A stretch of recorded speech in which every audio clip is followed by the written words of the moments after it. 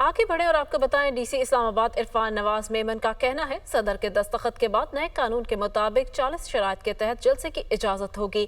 Management committee को इन शराइत बारे आगाह कर दिया गया है जिसके तहत जलसे की इजाजत होगी। अगर शराइत की खिलाफ वर्जी होगी तो जलसा गैर कानूनी तस्वर होगा। कानून की खिलाफ वर्जी की सजा 3 साल तक है। उन्होंने मजीद क्या कहा, आइए जानते हैं।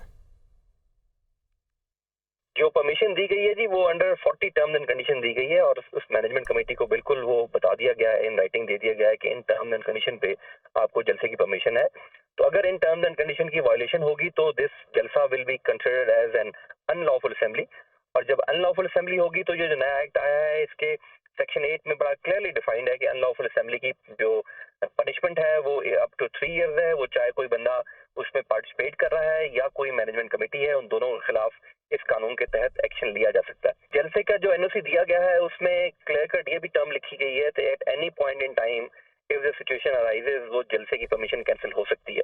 तो एज वी स्पीक नाउ जलसे की परमिशन इंटैक्ट है, however with 40 terms and conditions. तो अगर इन टर्म्स एंड कंडीशंस जो 40 कंडीशंस है कोई भी टर्म एंड कंडीशन वायलेट होगी तो ये जलसा का जो जलसे की परमिशन है वो ऑटोमेटिकली सस्पेंड होगी, खत्म होगी, कैंसिल होगी और ये जलसे के जो शुरा है वो एक अनलॉफुल असेंबली का पार्ट हो जाएंगे।